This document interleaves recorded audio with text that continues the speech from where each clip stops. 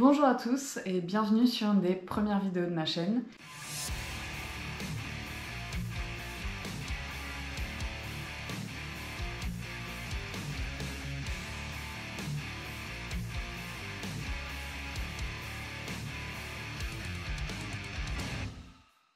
Aujourd'hui, nous sommes le samedi 11 mars, donc la veille du semi-marathon de Rambouillet. J'ai une mauvaise nouvelle, je suis allée chez le médecin parce que j'ai depuis plusieurs semaines, voire plusieurs mois, une douleur dans la jambe droite quand je pose la jambe d'une certaine manière. Le verdict est tombé, c'est une sorte d'élongation du tendon. Donc je suis censée ne pas trop courir pendant 15 jours et reprendre la course à pied progressivement. Je suis un peu têtue, c'est pas très bien, mais je vais quand même faire le semi-marathon de Rambouillet, j'irai juste pas à fond. Et suite à cette course, j'ai 2 semaines de récupération avant la prochaine course qui est la Guyancourse. Donc on va profiter de ces 2 semaines pour essayer de se rétablir. En attendant, donc j'ai un peu ralenti la course à pied sur ces derniers jours. J'ai remplacé ça par du vélo. Tadam. J'aurais voulu essayer de battre mon record que j'ai fait le 8 janvier sur le semi-marathon de Cernay-la-Ville. Un petit semi vraiment très sympathique et sur lequel j'avais fait 1h42 et quelques. Du coup j'espérais battre ce record mais c'est pas grave, on va y aller tranquillement, on est là pour profiter. Je me mens peut-être un peu à moi-même, c'est peut-être pas la meilleure idée mais j'ai vraiment envie de courir. J'en profitais pour vous montrer un petit peu ce que je compte emporter sur cette course. Donc pour commencer, je vais prendre ce magnifique sac de trail que j'ai acheté sur le Bon Coin pour payer moins cher. Je l'ai acheté récemment, donc pour l'instant j'ai fait tous mes footings depuis que je l'ai acheté avec, mais j'ai jamais couru aucune course avec un sac de trail. Sur le semi-marathon, je me suis rendu compte que la plupart des gens avec des sacs de trail, moi j'en ressentais pas le besoin. Après c'est vrai que je sens que quand même je manque d'eau au bout d'un moment et je m'arrête pas forcément pour boire au ravitaillement parce que je m'étouffe avec l'eau. Donc je pense que ça peut vraiment changer la vie. En plus, comme Rambouillet c'est pas forcément à côté, je serais contente d'avoir des petits trucs en plus dans mon sac et je vais pas paniquer pour savoir où je pose mon sac avant le départ, si j'ai le temps d'aller à la consigne ou pas. Au moins, s'il y a des trucs en trop, ça ira là-dedans. Et puis voilà, il est très bien. Là, il est vide, mais je vais prendre une poche à eau d'1 litre et ma flasque de 250 ml en plus de ça. J'ai pas l'habitude de boire beaucoup sur les courses et je sais que ça peut me faire défaut, donc j'essaie de boire un maximum. Je m'y connais pas du tout en sac de trail, c'est le premier que j'achète de ma vie et il me convient très bien. Une autre chose que je vais expérimenter pour la première fois sur une course, c'est à l'envers, les manchons de compression. C'est censé faciliter la remontée du sang dans les jambes. Si ça peut m'aider par rapport à mon insuffisance veineuse, je prends. Le petit truc indispensable qu'il faut pas oublier et qu'en général on ne retrouve pas avant la course, donc c'est un peu pénible, les épingles. Là j'en ai toute une panoplie pour accrocher le dossard. Ça c'est toujours la panique avant la course pour retrouver les épingles. Mais c'est bon, là elles sont prêtes, je sais où je les range. Ça y est, elles ne bougent plus. Après, ça arrive que certaines organisations donnent des épingles. Moi, dans le doute, je prends toujours les miennes. Une autre nouveauté pour moi, la crème anti-frottement pour les pieds. Parce que c'est vrai que quand on court sur des longues distances, alors pour moi, entre 20 et 30, ça devient de la longue distance. Ça sera peut-être pas le cas pour tout le monde, mais je sais que je l'ai essayé une fois sur un long footing et j'ai eu aucun problème aux pieds. Ça change la vie quand on a l'habitude d'avoir les pieds qui tapent au fond de la chaussure ou qui frottent. C'est vrai que ça peut limiter tout ce qui est ampoule, les ongles noirs, tout ça. Un dernier élément que j'ai failli oublier mais dont je me suis rappelé en regardant vite fait les rushs, ma montre, c'est une Garmin Forerunner 745. Super utile parce qu'avant je courais tout le temps mon téléphone à la main jusqu'au jour où la pluie a complètement bousillé mon téléphone, donc j'essaye de plus trop faire ça quand c'est le déluge, de protéger un minimum mes appareils. Mais donc vraiment cette montre, ça change quand même la donne parce que je peux l'utiliser pour la course à pied mais aussi pour les autres sports que je fais, donc c'est vraiment sympa. Et forcément c'est quand même moins encombrant qu'un téléphone qui a quand même un certain poids et qu'on se trimballe dans la main en courant. Donc je pense quand même courir avec mon téléphone dans une des poches du sac parce que j'aime bien pouvoir choisir vraiment la musique que j'aime. D'ailleurs je cours jamais sans musique, même si je peux parfaitement gérer la musique de cette montre, mais je trouve ça un peu plus pratique sur le téléphone directement. Et sur la montre je laisse vraiment l'enregistrement de la course. Voilà, j'espère ne rien avoir oublié. Bon, c'est sûr que j'ai oublié quelque chose, mais déjà ça vous fait un petit aperçu du matériel que j'utiliserai demain. Donc le planning pour demain, départ de chez moi avant 7h30, récupération du dossard entre 8h et 8h30, départ de la course à 9h, arrivée, ce sera la surprise. J'avoue que j'ai aucune idée du temps que je vais mettre et je me fixe pas de temps parce que ça va être que du ressenti. Si j'ai mal à la jambe, je ralentis. Voilà, je pense avoir fait le tour, j'ai sûrement oublié des choses. Mais on se retrouve demain pour la course.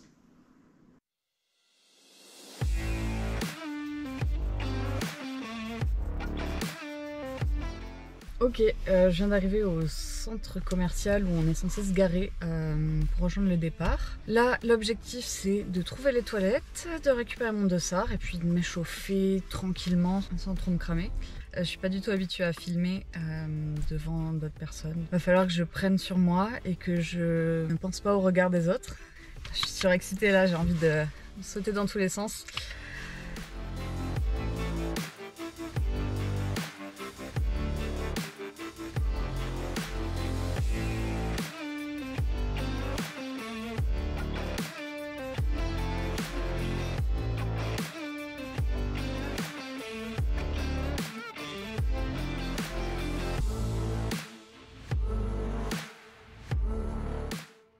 Je vais m'échauffer très doucement. Pour l'instant, j'ai pas trop mal à la jambe, mais je sens que une petite gêne. Donc, on va y aller doucement. Et il se fait grand soleil, donc il y a un peu de vent.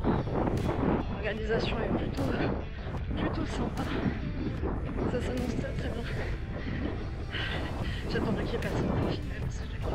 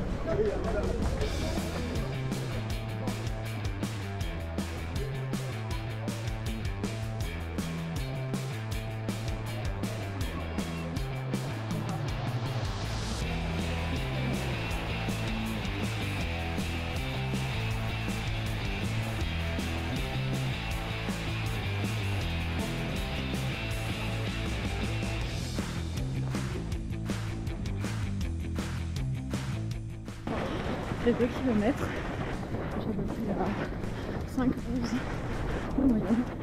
Pour l'instant, pas de douleur à la jambe droite, donc c'est plus lentement.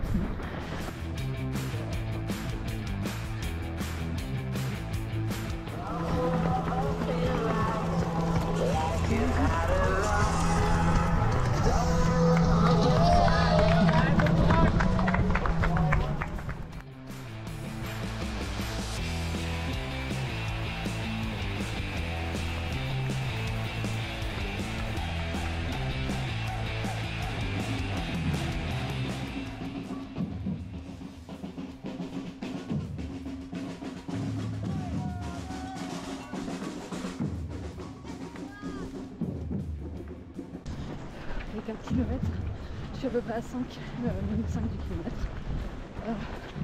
Ça a signalé pour ma jambe, donc j'ai une gauche qui commence à chauffer un peu.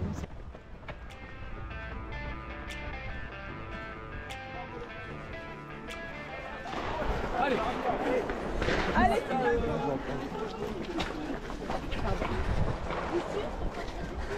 bravo.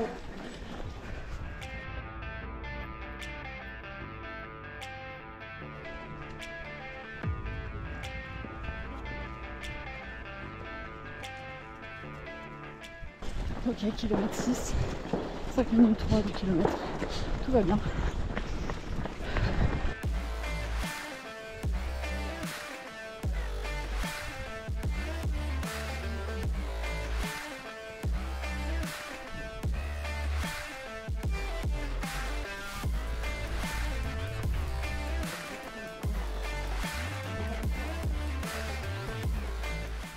Ok, 8 km, à 4 minutes 59 du kilomètre. Je sens pas du tout mon tendon, je vais peut-être ralentir quand même, assez prudente.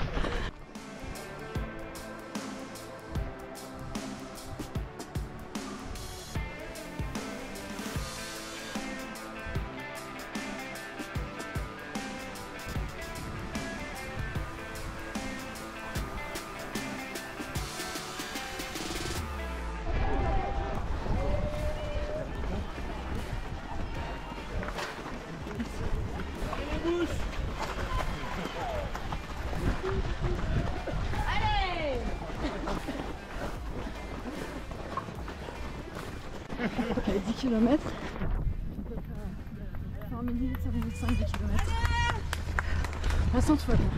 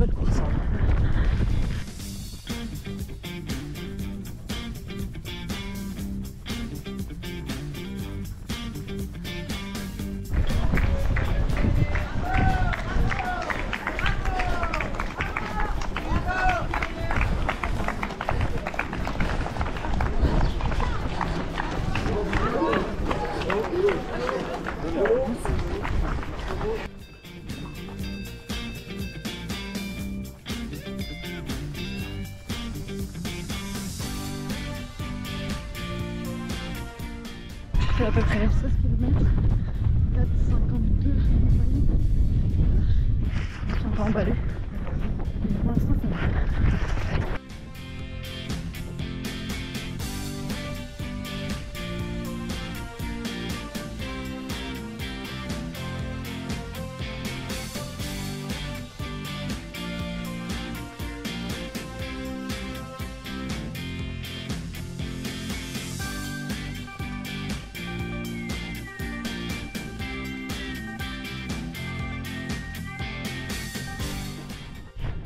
km, 4,55 minutes du kilomètre. Je me sens trop bien. C'est frustrant de ne pas aller à fond, mais je préfère pas aggraver ma blessure. Et puis j'ai déjà une bonne allure, on est là pour s'amuser.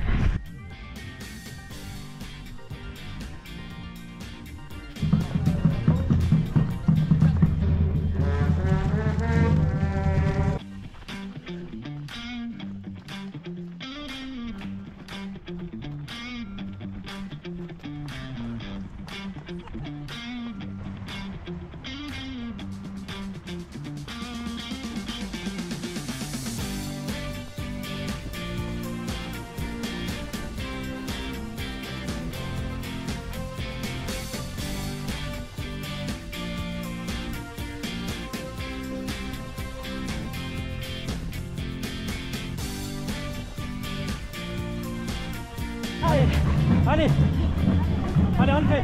Allez, allez, allez.